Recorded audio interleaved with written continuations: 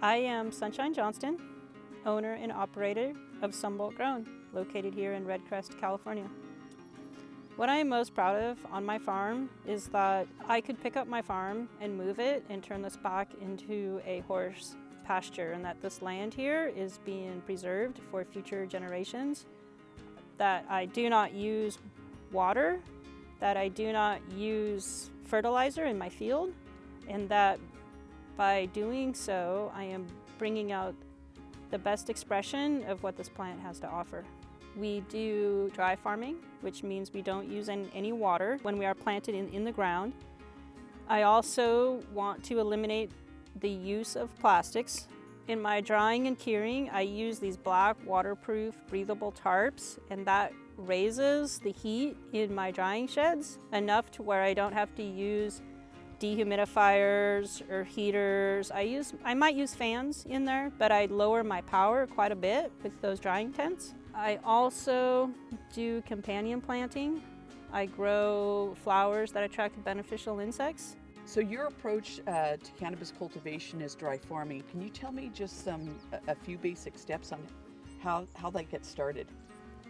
Here we have, this is a beautiful clay loam. That's why when you walk on it, it feels like it's kind of pillowy, you're kind of floating on it. It's really like, it's kind of bouncy soil, as I call it. It feels really like you're walking on a pillow. Yeah, it does. The water is actually moving up the soil here. So what we want to do is we want to encourage the water to come up.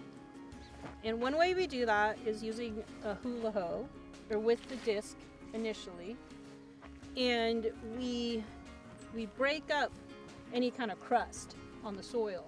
And then that allows the soil capillaries to pull the water up. It's just, I feel so blessed to have this soil, and it's so good just the way it is that I'm very careful about how I treat the soil structure and also any kind of fertilizer inputs that I add to the soil here.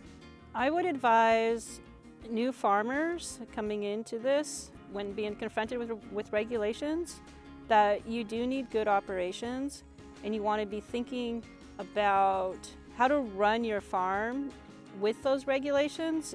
And there's a tendency to want to pay consultants to do a lot of work for you, but when it comes to the environmental part, you really want to do it yourself. Because if you do it yourself, then you know what you are doing for the land and what you need to do for the land, and you don't have to be told so often. It is a lot of work, and it's a farm, and you have to be optimistic and deal with a lot of uncertainties. The life of a cannabis farmer is a good life.